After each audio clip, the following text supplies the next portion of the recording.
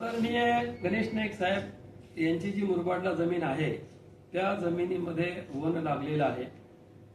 वनमंत्री जर वन लागलेली जमीन जर वापरत असेल तर ही अत्यंत चिंताजनक गोष्ट आहे. त्यासाठी मी जिल्हाधिकारी कार्यालय ठाणे यांच्याशी पत्रव्यवहार केलेला आहे. स्वतः वनमंत्री साहेब मंत्रालयामध्ये त्यांच्यासोबत मी 2 वेळा पत्रव्यवहार केलेला आहे.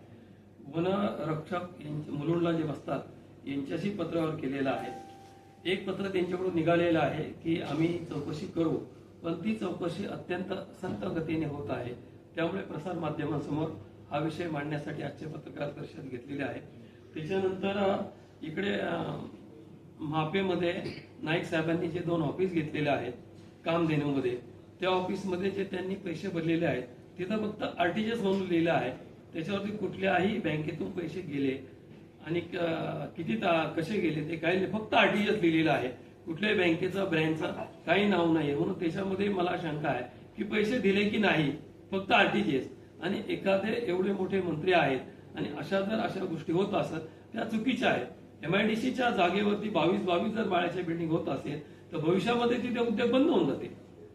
उद्योग राहावेत आणि आता तिथे 22 माळ्याच्या बाजूला 22 त्यांचे व्हाईट हाऊस, त्याच्यावर क्रिस्टल हाऊस, तिथे म्हटलं 22-23 माळ्याची बिल्डिंग होईल, मग सगळ्या फॅक्टरी बंद होऊन जातील. या गोष्टीला कुठेतरी रोग बसावा म्हणून मी हे सगळं प्रसार माध्यमांसमोर मांडत आहे. संबंधित त्याविषयी मी तक्रार केली आहे. वाढत लागलेली जमीन किती आहे, किती एकर जमीन ती आहे, काय गट क्रमांक आहे, त्यावर देखील काय त्याची गट क्रमांक आहे 426, गट क्रमांक 397, गट क्रमांक 428, गट क्रमांक 428 अ, गट क्रमांक 430, गट क्रमांक 431, गट क्रमांक 33. ह्या सातबाऱ्यावरती आदरणीय गणेश नाईक हे स्वतः भोगवटाधारक आहे आणि हे वनमंत्री आहे. आणि दुसरा गट क्रमांक आहे 431, 475 अ, गट क्रमांक 431 ए. हे जे गट आहे हे सुबोध ऍग्रो या कंपनीला फक्त 500 रुपये प्रति एकरी 60 वर्षासाठी लीजवरती दिलेले आहे. म्हणजे कवडी मोलाने. म्हणजे अशी कुठे जमीन पार आपले डोंगराळ भागात जरी गेलो तो 500 रुपये एकरीला भेटणारच नाही ती जमीन कुणाला.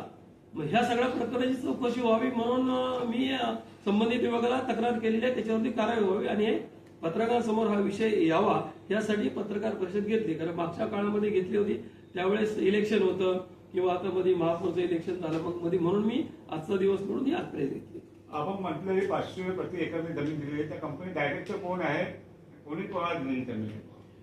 सातबारा धारक स्वतः आदरणीय गणेश नाईक साहेब आहेत. ज्या कंपनीला दिलेली आहे सुबोध ऍग्रो त्या कंपनीचे डायरेक्टर सुद्धा स्वतः नाईक साहेबच आहे. फक्त नाव वेगळे, कंपनी ती फक्त कागद फिरवलेली आहे.